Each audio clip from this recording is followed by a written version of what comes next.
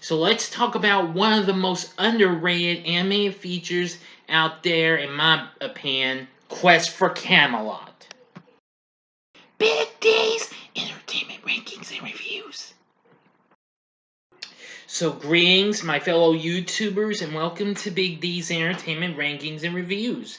My name is Doyle, better known to you as the Big D, and this time around I bring to you a review of the 1998 animated musical fantasy flick Quest for Camelot, released by Warner Brothers, directed by Frederick Duchow, or Chow, how the heck you pronounce it, starring an all-star cast of voice actors including Jessalyn Gilsig, Carrie Elwes, Gary Oldman, Eric Idle, Don Rickles, Jaleel White, Jane Seymour, Pierce Brosnan, Gabriel Byrne, and John Gielgud. Anyway, now this was originally to be titled The Quest for the Holy Grail, and was announced to be the first feature project by Warner Bros. Feature Animation, with Bill Croyer as the film's director. As the film went into production later that year, it was unfortunately later delayed when animators were reassigned to help finish Space Jam, which would come out the following year in '96. Well, anyway, during the interim, the story was heavily retooled, among of which the central focus on the Holy Grail would be replaced with Excalibur.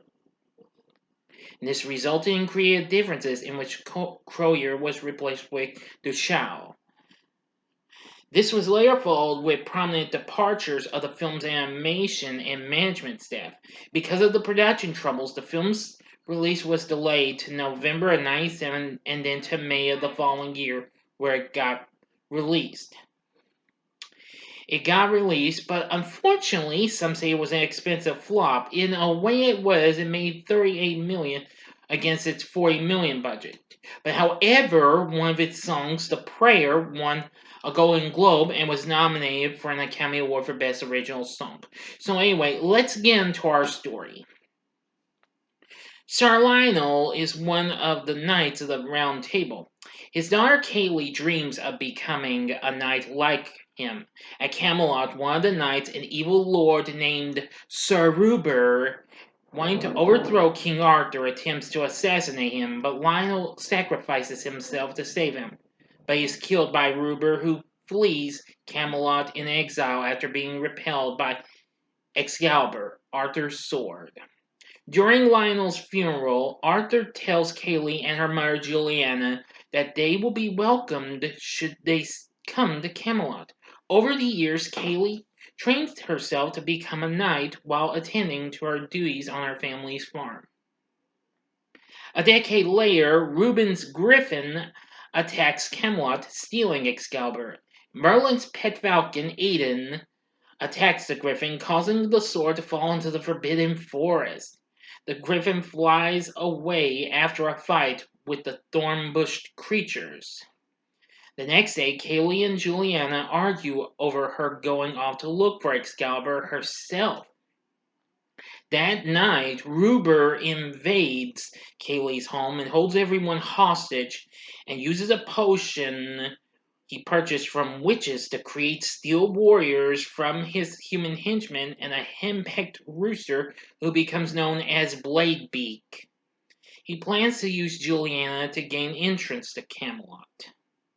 After escaping and overhearing on Ruber and the Griffin's conversation, Kaylee enters the Forbidden Forest where she encounters Garrett, a blind hermit, and Aiden, who save her from the Steelman and Bladebeak sent by Ruber to capture her. Kaylee convinces him to help her find Excalibur, much to his reluctance. They enter Dragon Country and meet a wisecracking two-headed dragon named Devin and Cornwall, who hate each other, can't breathe fire or fly, and want to be two individual dragons.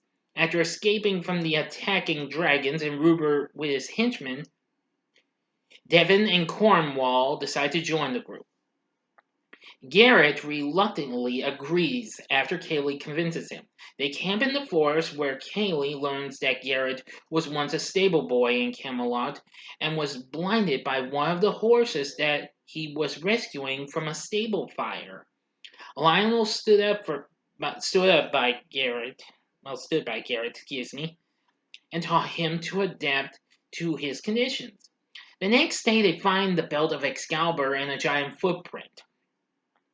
Kaylee's insistence of distracting Garrett causes him to miss Aiden's signal, and he is injured by one of Ruber's men. Kaylee uses the thornbush creatures to trap Ruber and his men and escorts Garrett into a remote cave where the magic of the forest heals Garrett's wounds. Whilst in the cave, Kaylee and Garrett begin to fall in love. The next day, the group goes into a giant cave where a rock-like ogre holds Excalibur, using it as a toothpick. Kaylee succeeds in retrieving Excalibur and they escape before Ruber can get to it. Exiting the forest with Excalibur, Garrett chooses to stay in the forest, feeling uncomfortable in Camelot. After he leaves, Ruber captures Kaylee, takes Excalibur and fuses it with his right arm before having Kaylee thrown in the wagon with Juliana. Devin and Cornwall, who witnessed this, rush to Garrett and convince him to save Kaylee. By working together for the first time, Devin and Cornwall are able to breathe fire and fly, and they fly Garrett to Camelot. Alright, now to the final act and the ending, of course. You know the procedure. You have 5 seconds to stop this video. Go to the description box and fast forward to the time below to avoid the ending spoilers. If you've seen the movie already, please continue on after the 5 seconds are over with. Okay, that about covers it. Here we go.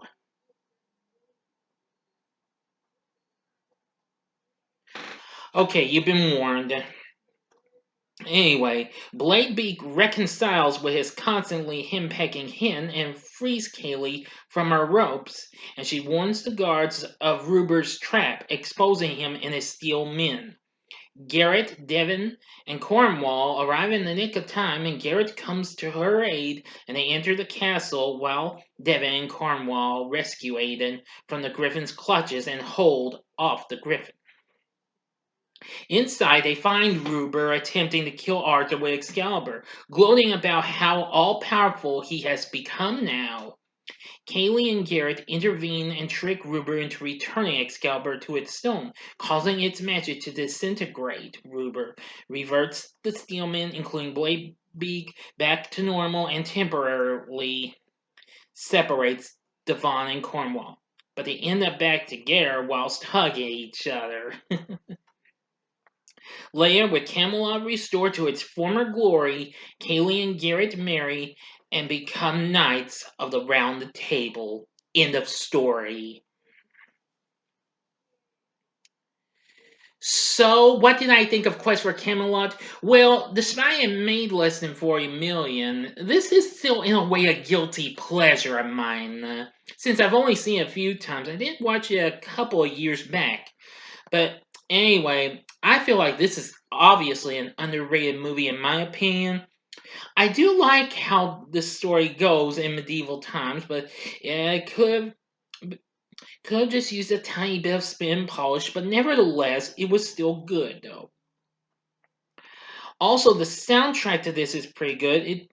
It did alright. Of course, it includes let's see. Well, different versions of its songs and what have you, which I'll tell you in a moment, because there was also singing voices, as a matter of fact. Anyway, our cast includes Jesselyn Gilsig as Kaylee. Carrie Elwes voices Garrett, who I'm sure you know who that is. He's certainly no stranger to doing something like that, because I mean, he's done Robin Hood Man Tides and, of course, The Princess Bride. Gary Oldman voices Ruber. Voicing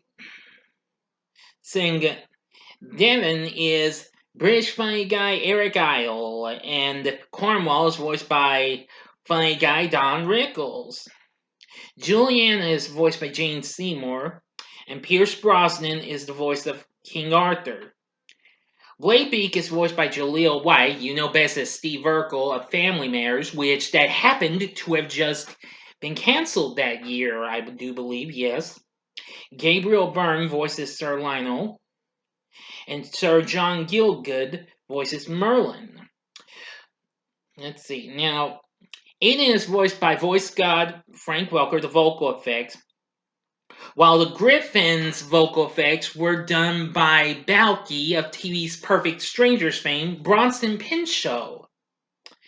Now, there were also singing voices for some of these characters. Kaylee being, well, having her singing voice done by Andrea Corr of the Irish sibling act, The Corrs. Juliana's singing voice was done by French-Canadian songbird Celine Dion. Pierce Brosnan, who voiced King Arthur, his singing voice, excuse me, I got tied up.